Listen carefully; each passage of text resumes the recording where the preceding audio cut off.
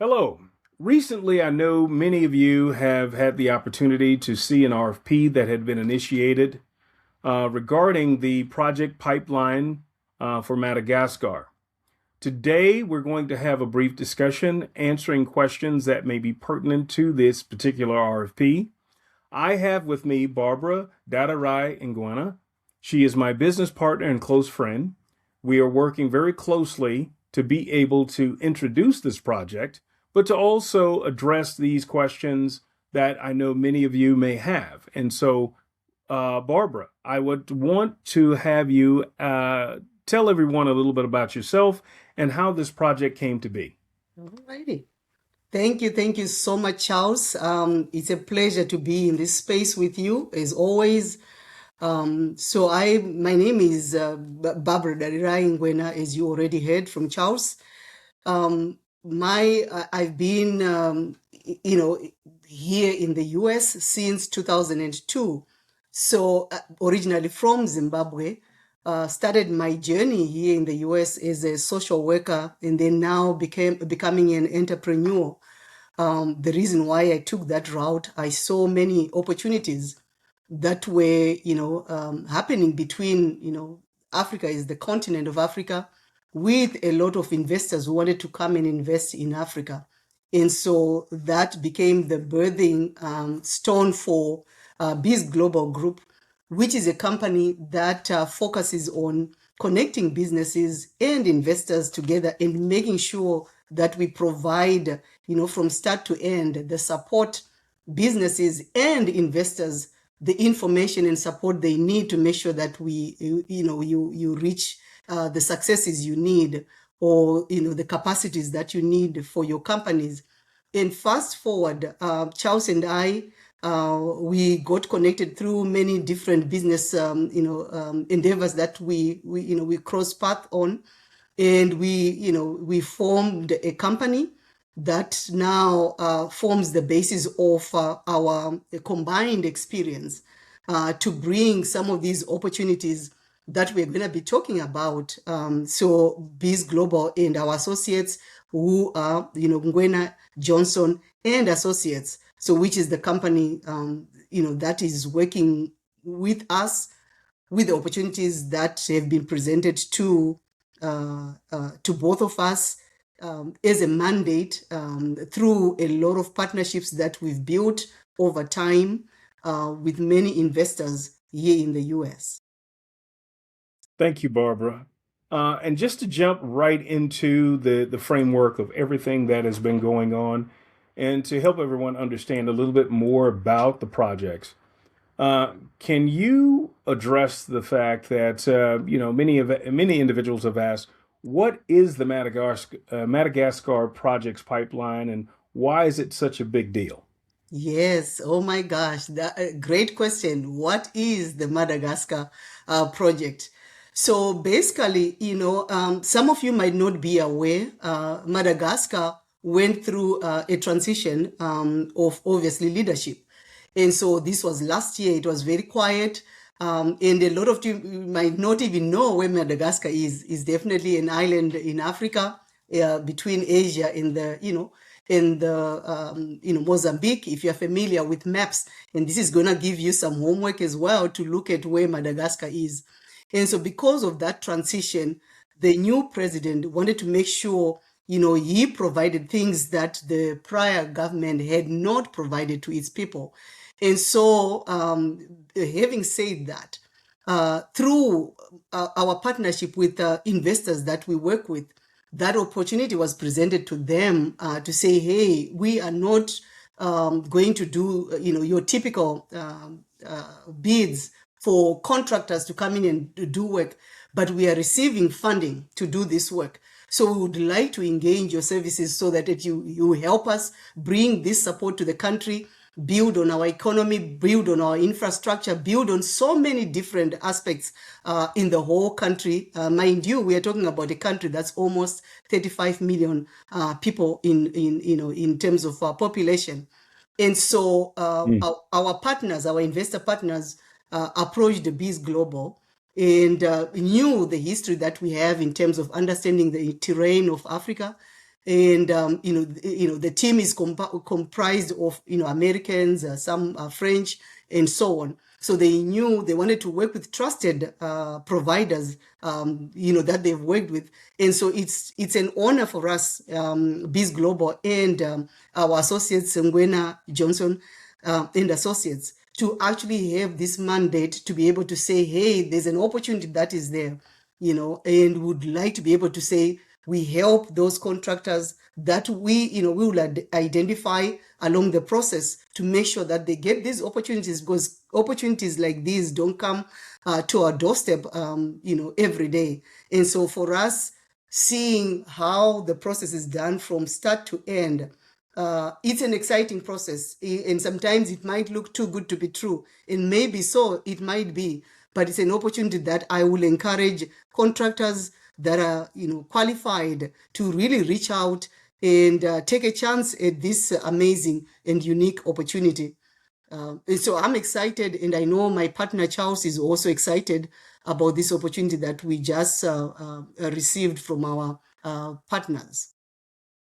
Outstanding, Barbara. And one of the things that I know that comes up quite often is the most important, especially for businesses that are here within the United States, is this real? Is this a real opportunity? Because many of them have tried their hand at doing business in Africa in the past, and things just didn't work out. So, can you address that? Yes, real, or is it real? I love that. If I'll start off by saying, even when the opportunity came to us, through our partners, our investor partners, it was also the same question for us to say, is this really happening? Because this is a massive project. And we were talking and, listening, and we were listening to our partner investors sharing to us in saying, we have more than, 190 some projects at hand. And we've received quite a lot of funding, including, the World Bank putting in funds to make sure, feasibility studies are done. So it took us a moment. So we kind of like had to, sit back and think, okay, this is a massive opportunity, but how are we going to be able to convince, regular contractors to say, hey, this is a real opportunity here, right? Very true. And so one of the things that we did was we made sure we engaged with the leadership team that's actually making decisions in terms of making sure those contractors get that opportunity. And so we carved out a process that was going to include preliminary things that Charles and I would do with our combined experience. Pick out those specific contractors that that leadership team was looking for, and then making sure we are doing the first due diligence before they get qualified to actually now meet with the team that's going to make that decision for them to say, hey, we love what you do. We love that you have capacity. We love that you have all these things. So we would want to sit at the table with you to do negotiations. So everything is not a situation where you're going to be paying money towards to be in that meeting. You're not going to be asked for any money to actually apply to be qualified. You're actually being qualified by the skills that you're bringing, by the fact that you have capacity to do this, by the fact that you have the eagerness to go and do work in a country that needs these skills. And so we made sure that that process included that part, that portion. So when people ask, is this real? And I always say, if I'm not asking for money from you, that's as real as you can get. Because when people Yes. ask for money up front, then you have all these questions. But you are going to get this opportunity where you have your preliminaries done, and then your second stage of getting that qualification ready to go into the country is where you actually speak with the leadership team. And then they have a process that they will go through before they invite you to come to Madagascar. And then you come, and if you're not able to come, or you have a team that's able to go on your behalf, because a lot of times I know myself as a CEO, when I get an opportunity, I want to be the one on the ground. You are able to have those negotiations before any money is dispersed, no money is being asked from you. There's nothing on your end to lose, but to provide, what's needed to qualify you to make sure that you get into Madagascar. Oh, that's outstanding, Barbara. And I know that that's a very critical question for many individuals who would be looking to be a part of the RFP. I'd say the next question is vital for individuals who are not quite sure whether or not they fit within the mold. So, what kind of firms are you looking for? Okay. So, what's this great question again, Charles? Basically, what's been happening is that we get updated projects that are like priority for the government of Madagascar. Mind you, I have to make sure that I stress this. The president is heavily involved because he wants boots on the ground. He wants work to be done. And so basically, we are getting all the updated information to say, okay, we need people who are qualified to do these kinds of projects. And I'll just give you an example of one, right? So one part of, remember, we're talking about a whole country, right? Infrastructure, all these things that need to be put in place. You are going to have situations where one region might have a very small population and they might need an energy or solar plant planted there to cover a small population that might not be as big as if you are serving a metropolitan area, right? The capital. So obviously energy, when I'm using this as an example, so you kind of like put into perspective, the type of firms we are talking about, right? It can be a small company, it can be a middle size, it can also be a large one. It all depends with how much capacity do you have. And mind you, even when you get into Madagascar, one of the things that's also being emphasized by the government is that they also want to see that skills transference, right? From you, the people who are bringing these skills, to transfer to teams that are on the ground. And mind you, Madagascar is very highly educated. So you are not dealing with people who are not, you're going to take long to try and, teach new skills and all that kind of stuff. They already have the knowledge, but the know-how. Sometimes that now is the reason why we are looking out to get contractors who've been in this space doing this for a very long time and coming in and knowing there are teams that are ready to go, right? And so knowledge transference. So I would say when you look at the RFP and you know that you've done successful projects, right, that have a track record, right, for in the past 5 years, only 2 projects that you've done successfully, I would say you qualify. As long as you have done projects that have been certified as, oh, they completed the job and this is the amount they did on there. Because you never know which region you'll be able to qualify. And a lot of this information you get to know more in detail when you are passed on to the next step. So I would say, don't look at it from a perspective of, oh my goodness, a whole country, right? Think of it in things in the aspect of, does my company have the skills? Do I have engineers who can create job opportunities? Can we go and contract with local contractors there, with our purpose of making sure that we provide the skills they need and guidance, so that you leave that sustainability piece laid out from start to end. So there's not, obviously, we're not going to say, if you are going to try and, I know this is going to sound silly, right? Maybe can I come and sell stuff on the streets of Madagascar? Obviously not. We are talking about people who are doing businesses that are registered. You have to be registered. You've got to have the capacity, not only just capacity to do the work, but even capacity to train, right? Capacity to train, knowledge base. That's important, right? In terms of the transference of knowledge. And one of the things I always share with Charles when we speak to clients that we've been coming through so far is always the idea of just knowing that this is a situation where when you see a president involved, it means they're also going to make sure that they facilitate you for you to get the support you need, right? Whether you are small or you're medium or a large company, right? Some companies that we've been talking to, some are ready to go. Some have questions so that they see, do I qualify into the mold of what's needed? And that's the reason why you have to reach out to us.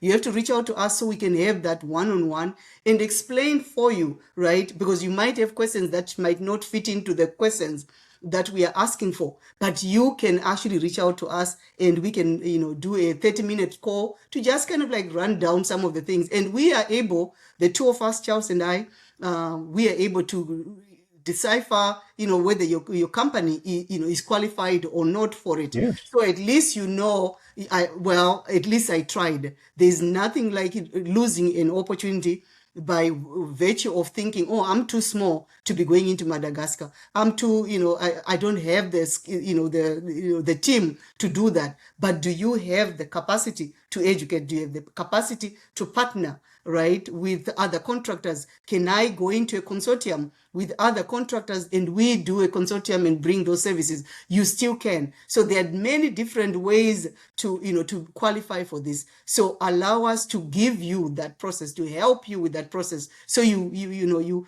get your success story with Madagascar.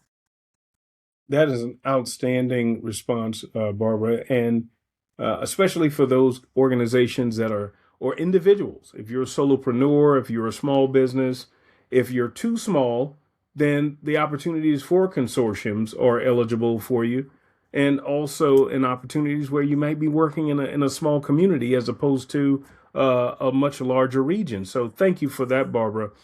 Um, Next question. What if the contractor is strong but new to the region and has very little familiarity? Yes. Thank you. Thank you, Charles. So, like everything else, right, you might be small and you might not be familiar with the region. So when you contact us, Charles and I, right, we definitely, like I shared earlier on in the last question, right, there's a process to everything, right? Part of what we do is also educating you a little bit more about Madagascar. So you're getting familiar with it. What are some of the challenges that might be there, right, as a contractor, right? One good example that my partner Charles always brings up, which I always forget about, which is very important, is that this is an island country, right? You're talking about so many different, weather. We don't have control over weather, right? So I'm just speaking directly, especially for people who are in construction, right? Is to think about all those things. So even if you are not familiar, let us be the ones to help you understand some of those things and what mitigations there are, to be able to say, hey, you know what, I was fearful of, what if I go there, I don't have insurance, I don't have this, for those kinds of projects, how do I go about it? Yes. So this is information we will share with you during that process, because this mandate, it does not just limit us to allowing contractors to come in, but it's a mandate that allows us to actually share with you some of the things that have been put in place to make sure you get a successful, process, from start to end. So even if you are not familiar with that region, you are still going to get educated enough, especially if you have capacity. Remember, like I shared earlier on, I can't remember question number 2 or somewhere, where we talked about the fact that this is our preliminary, doing the due diligence. You're going to have a secondary one where when you, you get into that space where they are happy, the leadership, everybody's happy with what you are bringing. You are also going to get an opportunity to be invited to come to Madagascar. So you get an opportunity to see, so to say, how it's laid out, regions that are there. You already by that time have access to the portal of seeing where different regions are, where these projects are happening. So you can choose to, on your visit, to even have a visit to some of these sites, so at least you kind of like settle on what fits you best in terms of the country. So, like, when we look at the world right now, the world has become so small, everything's so reachable, technology has allowed a lot of things to happen. So think of it in this way, where you are just going into new frontiers, right? Obviously not like in the Star Wars, but really going into new areas, right? That's how you expand your business, right? We expand our business, through those connections. Just think of when you started your company, right? When you knew this was, I'm passionate about doing this, I'm leaving my job. I always use these examples. They are very simple to me, but the concept is the same, of saying, I'm coming from a background of a social worker, and here I am talking about world business, right? It's always that piece. Once you take that quantum leap, right, you realize the sky is only a measurement. I am a big, I don't like sky limiting, but I always say it's a measurement to where as much as I can go. As long as you have the skills, as long as, you know that there are human beings like you living there, they're going to need exactly those things that you are doing, whether you're doing it in the US, right? Clean water, right? Sanitation, right? Energy, right? These are some of these projects they're looking for. So to make sure that they get projects that are going to be sustainable in communities that are there. And that's the most powerful thing. So the fear you might have about, okay, I've never done anything in Africa or in Madagascar, we are here to help you through that. Myself being originally from Zimbabwe, I've had the opportunity of living here as a citizen, and also citizen of both countries. So I understand quite a little bit about the terrain in Africa, right? And so when we get to engage with you, we get to engage you with all these other things, right? Sometimes even the cultural nuances might be a challenge.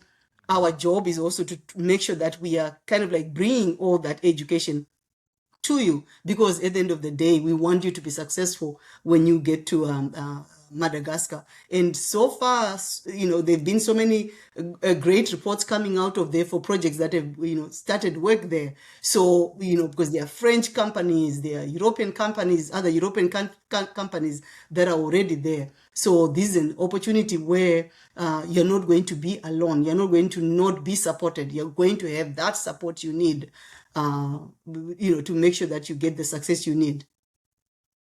Thank you so much for that, Barbara. And just to close out, one of the things that we want to make sure that you all understand is that time is limited. We have this RFP open until July 10th. Our expectation is that it's first come, first serve. The sooner we can get individuals who are submitting their NCDA, as well as the term sheet, which is similar to a capacity statement or a competency statement, if you've seen those. We want to make sure that we have all the necessary data to vet you as an organization, but we also want to make sure that we're giving you an opportunity to ask questions, reach out to us, dig a little deeper. You can always reach us at any given time at projects@njaglobal.org. That is our direct website for all of these projects that are coming through the pipeline. It is also listed within the post. But what we want to do is make sure that you have ample time to be able to address the information that we're asking. And once we actually have the information and we've done the vetting and we submitted your information and had an opportunity to talk to the end user and the client, this will give you a great opportunity right now to expose you to a region that many, many individuals could only dream of. The opportunities are vast. The number of projects are massive. From oil and gas, renewable energy, as Dadirai made it very clear, we are in a position right now which is very favorable to be exclusively aligned with this client, to be able to work directly with them, to be able to provide opportunities to contractors, small businesses, small entrepreneurs, solopreneurs. This is your time. So we ask you, take the time, review the information, follow the instructions, and submit as soon as possible. And if there's anything that you may have questions of, please do reach out to us. We have all of our information through various outlets, be it various social media outlets, especially through LinkedIn. Contact us, reach out, send an email, ask whatever questions that you have, and the sooner you can get plugged in, the better. So first and foremost, thank you, Barbara. Thank you for your time. I appreciate all the great information that you provided, and looking forward to seeing some great outcomes, some great documentation being submitted, and we will talk very soon. Thank you, and have a great evening. Thank you, Charles. You too. Good night.